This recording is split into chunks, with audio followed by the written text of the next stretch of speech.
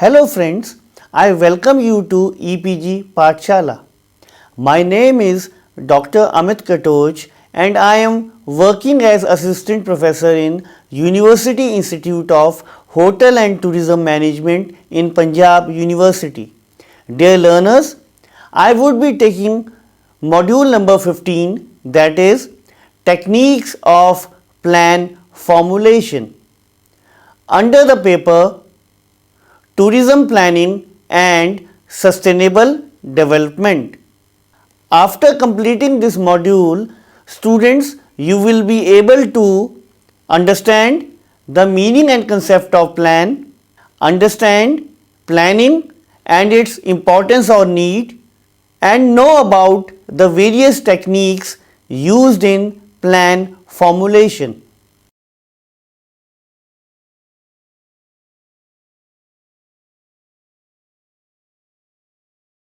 The main problem in tourism planning is the balance of authority to structure and implement plans amid the nationwide and local levels of government tourist organizations, and in what way their equilibrium in relations affect the run through of local level tourism planning. A key problem in tourism planning is the equilibrium of power to frame and implement plans between the national and local levels of public sector tourist organizations, and how their balance in relations affect the practice of local level tourism planning. Nevertheless, regardless of relations and interreliance among tourism organizations being a significant element, but how much they have effect on tourism administration and local tourism planning have not been studied. The IOR, that is inter-organization relations, have a significant impact on government programs and have been given sufficient attention in political science, public administration, regional and urban planning, etc. But casualness to these subjects in tourism and tourism planning in particular has been seen. Hence, much cannot be commented on IOR. Now I will discuss about the meaning and concept of plan. The written account of projected future course of action or scheme aimed at achieving or targeting specific goals or objectives within a specific time period is called a plan. A plan explains in detail what needs to be done, when to be done, how to be done, and by whom it has to be done. It often includes best case, expected case, and worst case scenarios or situations. A plan is usually a map or list of steps with timing and available resources used to achieve an objective to do something.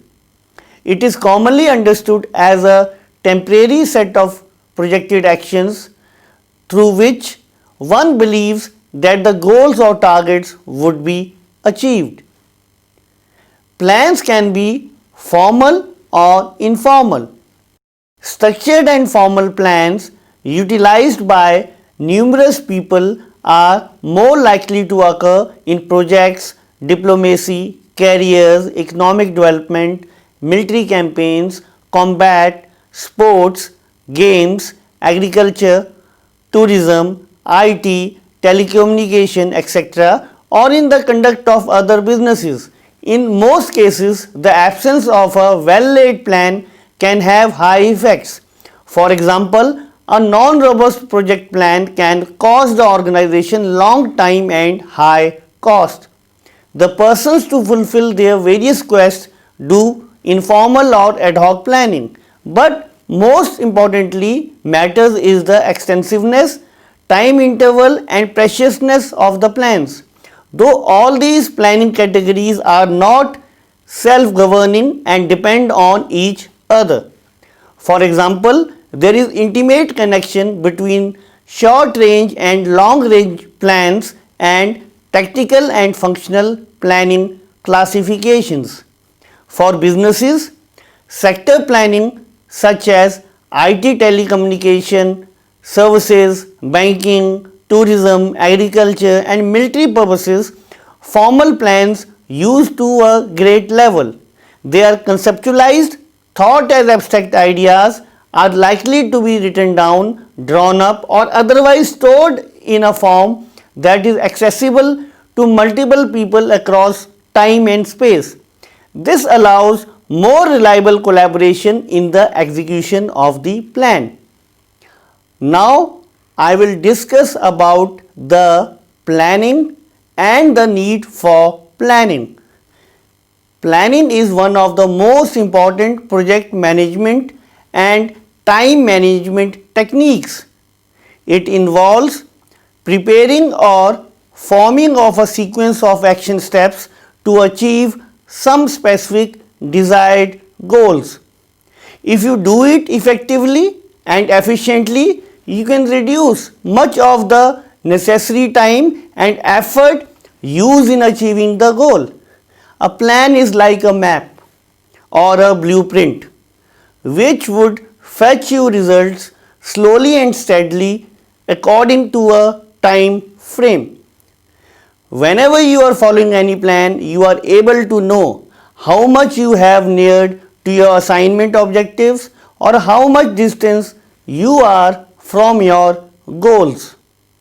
But now the question arises, why is planning important? Firstly, to set direction and priorities for the workforce in the organization.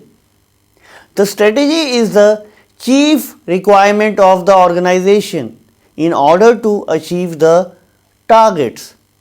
The strategies gives the route and premises, that is priorities for your organization. It describes your organization's perspective and gives an order to the activities that will make the perspective into reality. The plan will assist the team in achieving goals and also give them familiarity about the tasks. The plainly defined and appropriate strategy will give priority initiatives that will drive the maximum success. Secondly, to get everyone on the same room or the same box. An organization have different departments but a single goal. That's why different departments work in a way that add to the goals of the organization. Hence a strategy is required so that all actions move in one direction. Then only the various departments such as marketing, administration, sales, operation can move together to accomplish the anticipated goals of the organization. Thirdly, planning is also helpful to simplify decision making process within the organization. Whenever there are targets, there are different solutions. The team also may have new philosophies or probable solutions. Therefore, you need to have a definite plan so that there are no inhibiting factors. Fourthly, planning is required to drive alignment.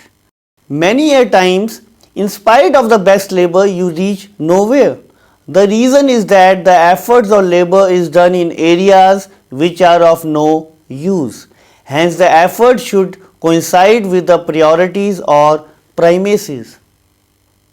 The plan serves as a vehicle for answering the inquiry that how well we can use all the resources such as material, man, machine to upsurge our tactical success. Fourthly, planning helps to communicate the message to everyone. The countless managers in the top level management know how to make an effective plan strategy, at which position their organization is, what they need to do and where they need to be there. Many a time the strategies are not written down and the various aspects in the plan are not linked systematically. Then only a few members of your team can work towards your goals. Therefore, it's very important that your team, staff, customers, suppliers, and other stakeholders know your plan of action and strategy, as this will lead to better probability of success and more efforts pouring in. Once you are certain your goal, you are in a good position to make a solid proof plan in which role of each team member is defined. There are very less managers who have understanding of situations and actually who comprehend to make the greatest use of their part in smoothing policy. Now I will discuss about the techniques of plan formulation. Firstly, we will discuss the methodology of planning. It involves a number of steps. The first step is collection of information, that is data.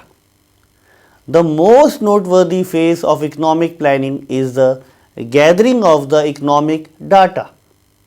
The data not only contains economic defining variables but also descriptive variables such as demographical, topographical and political data. The economic planning also contains non-quantitative variables, and surely in order to collect appropriate data, the planner should have interdisciplinary as well as interdisciplinary knowledge. The second step in methodology of planning is deciding the nature and duration of the plan. After the collection of data in the context to the economy, now the next step is deciding the nature and period, that is the time duration of the plan. Now the planner has to decide the planning levels, that is micro or macro basis, functional or structural basis, centralized or decentralized basis, long term or medium term or short term. The medium term plan generally it comprises 5 years and is enough time period to apply its drivers, strategies and approaches. The third step in methodology of planning is setting up of the objectives. The third step after setting the nature and time period of the plan is setting the goals or objectives or aim of the plan, and surely these objectives will have to be realized in a fixed time schedule. Generally, most of the objectives related to the economy of the country are related to advanced progress rate of GNP, reduction in joblessness, eradication of local discrepancies, removal of illiteracy, growth of farming and manufacturing areas, etc. After the planner has analyzed the ground situation, then only the objectives are framed. Now the planner has to establish these objectives depending on the eminence or significance to the individuals and the economy in totality. The fourth step in methodology of planning is determining of growth rate. While framing the plan, the planner has to determine the growth rate, that is, at what rate the economy will grow through this time interval. Whatever plan the planner and policy makers decide, at least it should maintain the per capita income level of the country. The plan should be such that the per capita income do not decreases or affect the progress of the country negatively, and such a thing is possible if the growth rate of GNP or growth rate of the country and growth rate or progress of the population is same. But this growth rate is least recommended. Rather, the planner will choose for that growth rate which is better than the population rate. For example, if India wants to maintain its present per capita income while population is growing at the rate of 8% per annum, then the obligatory GNP growth rate should be not less than 8%. If we want to grow GNP by 8%, NI should grow at 16%. If the capital output ratio COR is 1:3, then we will have to invest 16% of GNP while defining the growth rate. The planner must keep in view the growth rate of other adjoining developing countries like Pakistan, China, Sri Lanka, Indonesia, etc. Now the fifth step in methodology of planning is full utilization of financial resources of the plan. The utilization of resources, including the physical resources, should be in a way that the predetermined objectives are realized.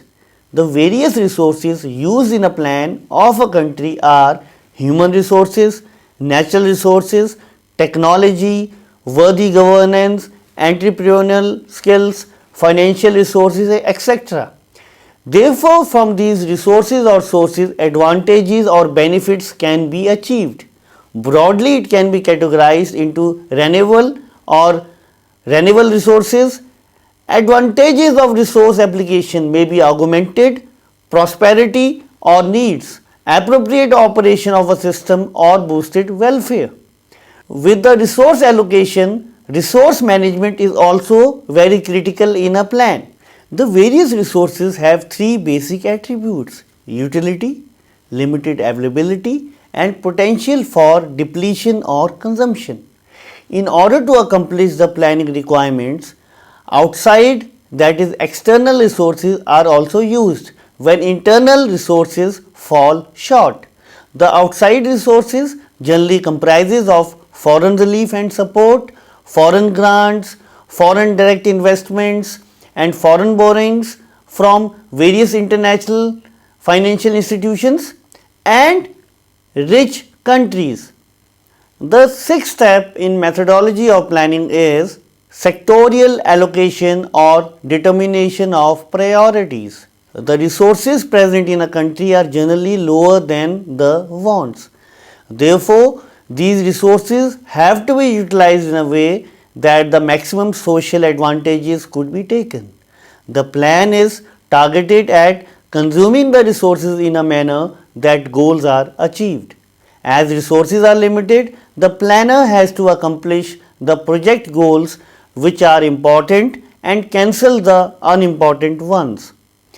Hence, a planner has to form a schedule timetable on the basis of comparative prominence of projects. The planner has to see the important factors which can have a multiplier effect on other sectors. The priorities are given to various sectors, leaving others. The planner or policy makers have to choose amongst industrial sector development or agrarian sector expansion, private sector or public sector, labor intensive technology or capital intensive technology, etc. The seventh step in methodology of planning is role of the government. The role of government is important and cannot be ignored. They plan and take various roles depending upon the environment of the country. When a country is developed, their role more becomes as a facilitator, while in case of developing or poor countries, they have to actively participate in it. They have to implement plans as well as pour on their resources. Whenever the plans have been made by the government, they are sent to the necessary departments with goals, necessary steps and outlays. Therefore, the concerned ministries or departments see the feasibility of the sent projects and give recommendation about the feasibility or viability of various schemes and projects of the plan. Here, government organizations are asked of their keeping in mind the sectorial distribution and extent of the plan. There are also some projects where partnership occurs between government and private sectors. Here, the government may play role of a catalyst or facilitator and there may be some revenue sharing understandings.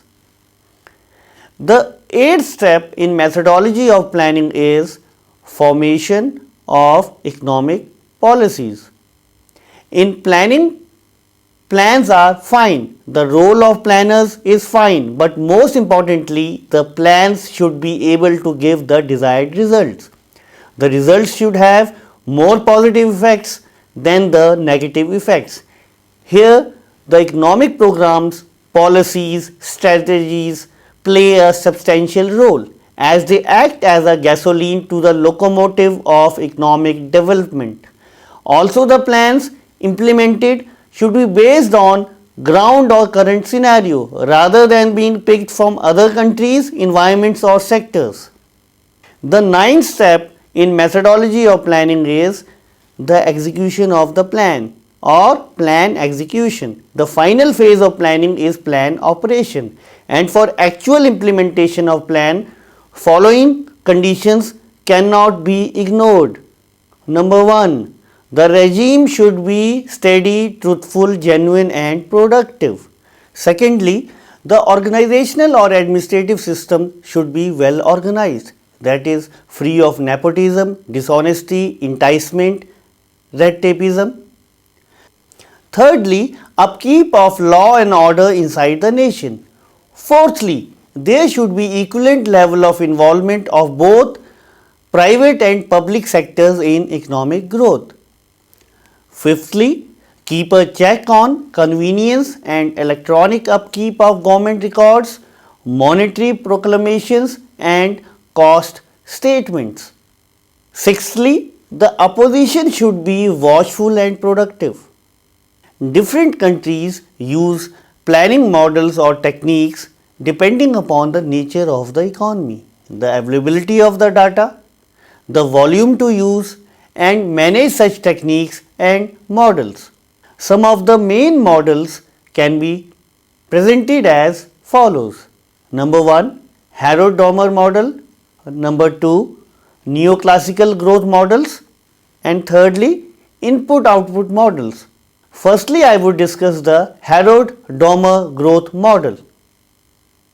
The Harrod-Domar model is the simple analysis of capital buildup in the lack of technological development. The simple type of HD model is given by the following equation: y is equal to k oblique a, where y is the rate of growth and k equal to the savings rate. A is the capital output ratio.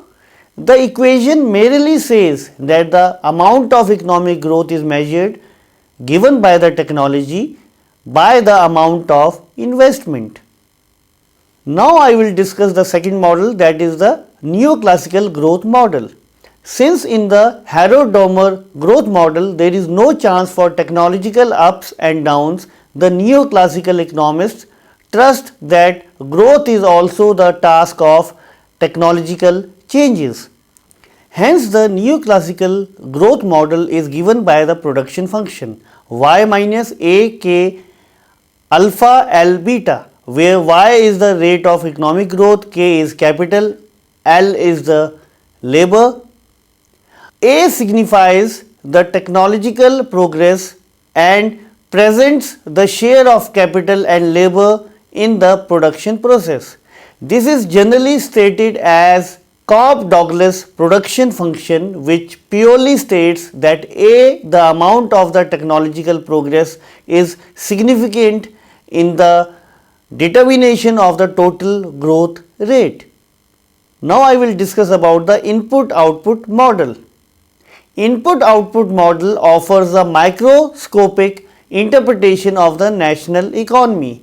It is a report of the output of goods and services manufactured by a sector and the size of goods and services which are consumed to produce a given unit of production in that segment. Since many sectors of the economy are interconnected and each sector has to rely on other sectors for input and to sell output. In simple words, the production of one sector is used as input in other sectors. The I/O or the input output is a device which identifies the interdependence nature of the economy. For example, in the accommodation which is a subset of tourism sector, productivity rely on the accessibility and transportation and so on. There are other methods and practices such as linear programming, computable journal equilibrium model and so on.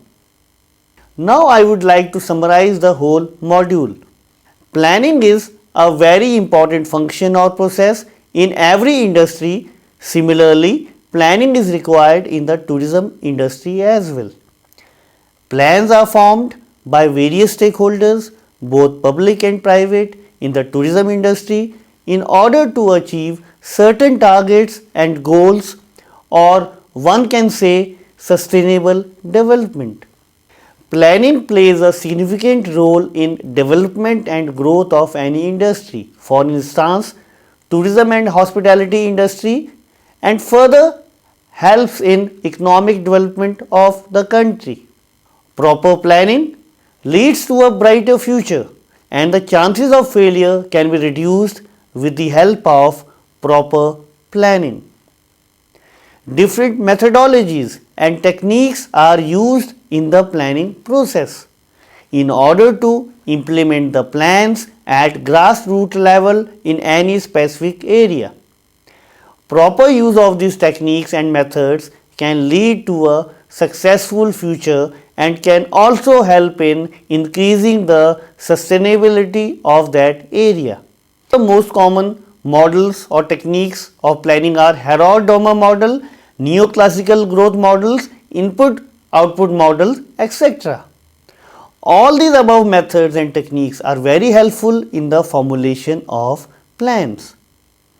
I will end the module with quote of Mark Twain, an American writer who on planning says that meticulous planning will enable everything a man does to appear spontaneous.